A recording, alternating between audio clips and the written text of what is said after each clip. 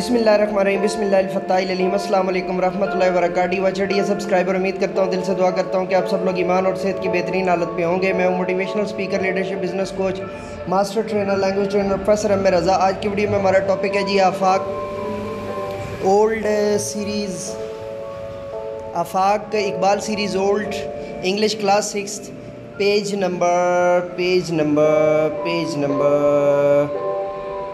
Number 6। So let's get started. चलिए शुरू करते हैं जी। और सुनाओ गजाली स्कूल वालों, क्या हाल चाल है? ठीक है, खैरियत से हैं? आप सब लोगों के लिए मेरी ढेर सी दुआएं, नेक तमन्नाएं। तो चलिए आप जी लेक्चर शुरू करते हैं। Underline the direct object and in circle the indirect object in following sentence.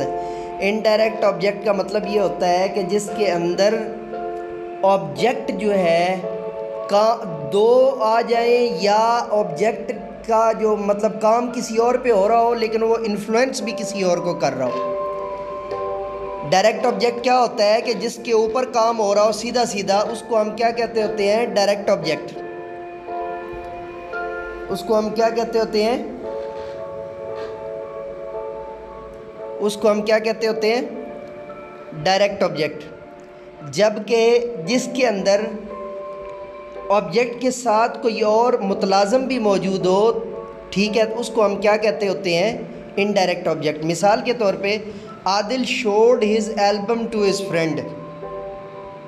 अब ये इनडायरेक्ट ऑब्जेक्ट है। क्यों? इसलिए कि असूली तौर पे आदिल अपने दोस्त को दिखा रहा है, लेकिन यहाँ पर काम एल्बम पर हो रहा है। समझ आ रही बात की? तो ये इनडायरेक्ट ऑब्जेक्ट है जिसका लिंक है उसके दोस्त के साथ। उम्मीद है आपको पॉइंट समझ में आ गया होगा। दोबारा समझा देता हूँ कि जिसके अंदर आप डायरेक्ट जो है वो ऑब्जेक्ट बता रहा हो और ऑब्जेक्ट पर ही काम हो रहा हो और ऑब्जेक्ट ही डायरेक्टली इन्फ्लुएंस हो रहा हो, उसे हम कहते हैं डायरेक्ट ऑब्जेक्ट।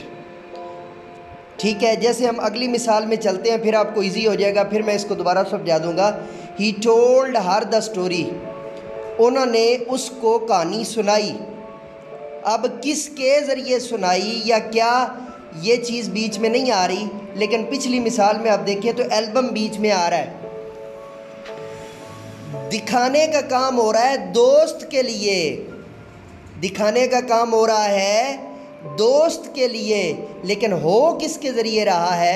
चूँकि इनडायरेक्ट ऑब्जेक्ट है और दूसरे में बी में डायरेक्ट ऑब्जेक्ट है। She wrote me a letter. उसने मुझे एक ख़त लिखा, डायरेक्ट ऑब्जेक्ट है जी। Saima read a poem to the children. अच्छा, अब पढ़ाई का काम चिल्ड्रन के लिए हो रहा है। चिल्ड्रन इनडायरेक्ट ऑब्जेक्ट है यहाँ पे और पोएम डायरेक्ट ऑब्जेक्ट है जी। ठीक है।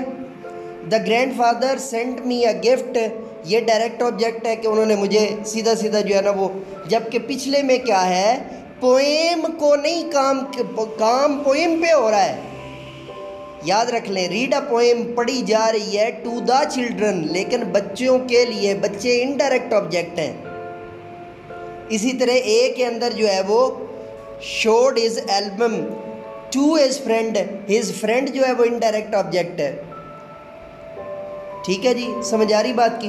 अब हम नीचे पंक्चुएशन और कैपिटलाइजेशन जो है ना वो देख लेते हैं जल्दी से, लेकिन उससे पहले मिन्नत करता हूँ, बिन्नती करता हूँ, मैं तो मन्नतें मांग मांग के भी थक गया हूँ। अब आप ये देखिए ना, डू यू रिमेंबर के आगे वाला जो है वो सारा हिस्सा कटा हुआ है, तो स्लाइड ही सही नहीं बनी, तो अब मैं कैसे इसको जो है ना वो करूँ? फिर भी कोशिश करता हूँ।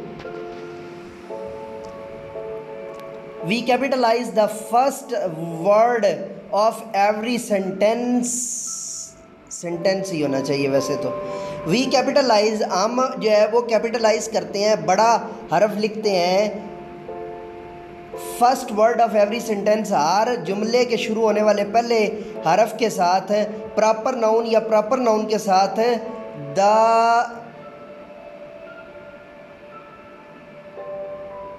अब ये आगे पता नहीं दा के बाद जो है ना वो प्रॉपर द पता नहीं अब ये क्या लिखा हुआ है। And name of days, the prayer ना हो शायद। एंड नेम ऑफ डेज, दिनों के नामों के साथ, वीक हफ्तों के नामों के साथ, एंड मंथ्स और महीनों के नामों के साथ। Punctuate the following passage using capital letters, punctuate कीजिए जी द फॉलोइंग पैसेज है, नीचे दिए हुए जो है ना वो पैराग्राफ को यूजिंग कैपिटल लेटर्स है, वेयर नेसेसरी, जहाँ जहाँ ज़रूरत है वहाँ पे कैपिटल लेटर लगाइए जी। सबसे पहले जुमला शुरू हो रहा है तो हमना का एच जो है वो कैपिटल हो जाएगा, ठीक है जी। उसके बाद शी, दूसरा सेंटेंस स्टार्ट हो गया, शी का एस कैपिटल हो जाएगा। और हिस्टोरिकल प्लेस आ गया तो हिस्टोरी का जो है वो एच कैपिटल हो जाएगा। शी हैज़ विजिटेड, लाहौर का एल कैपिटल हो जाएगा, फोर्ट का एफ कैपिटल हो जाएगा, बादशाही मास्क का बी और मास्क का एम कैपिटल हो जाएगा। एंड शालीमार गार्डन, शालीमार का एस और जो है वो बड़ा हो जाएगा, गार्डन सिंपल है आप उसको रहने दें। She has 2 holidays a week. Saturday, Saturday का एस बड़ा हो जाएगा एंड संडे, और संडे का भी एस बड़ा हो जाएगा। ऑन सैटरडे, सैटरडे को she spend her half days in the crescent library, crescent का सी जो है वो बड़ा हो जाएगा। और ये आपका पंक्चुएट हो गया जी। उसके बाद है जी क्रिएटिव राइटिंग। क्रिएटिव राइटिंग के वाले से a topic sentence help to describe a thing और एक्सप्लेन एन आइडिया, और given 2 topic sentences, think and write supporting details on each sentences. Madam Khalida Arif was a strict teacher। अब ये आप चूँकि पीछे कहानी आपको याद होगी तो तब आप इसका जुमला बना सकेंगे। School is a nice place, इसके बारे में भी जो है वो अगर ना बन सका तो मुझे बता दीजिएगा, मैं अलग से जो है ना वो आपको व्हाट्सएप के तालीम और तरबियत ग्रुप में दे दूँगा जी। फंक्शंस हैं उसके बाद ask students, ask and answer the questions of personal relevance। Asifa, may I know your name please, क्या मैं आपका नाम जान सकता हूँ? Javeria, I am Javeria. Asifa, where are you from, आप कहाँ से हैं? जवेरिया, पिशावर, पिशावर से। Asifa, are you interested in reading story books, क्या आप स्टोरी बुक्स पढ़ाने में इंटरेस्टेड हैं? जवेरिया, या आई एम, यस हाँ मैं हूँ। टॉक टाइम जी, पेयर वर्क जो है वो ग्रुप्स का काम। आस्क ईच अदर क्वेश्चंस, दूसरों से जो है वो सवाल कीजिए। आप पर्सनल रेलिवेंस एक दूसरे से, जैसे आपने ये मुकालमा के अंदर देखा है। और अगर आप मुकालमा को अलग से समझना चाहते हैं तो मेरा पूरा लेक्चर मौजूद है, how to write a dialogue by professor M A Raza, उसको लिखेंगे तो आपको वो नज़र आ जाएगा और वो सारा आप सुन सकते हैं। ये थी जी ऑन डिमांड वीडियो। नए लेक्चर के साथ दोबारा आपकी खिदमत में हाज़िर होंगे, तब तक के लिए इजाज़त दीजिए। मेरे साथ मिल कर के ये इंसानियत की बेहतरी के लिए एक कदम और।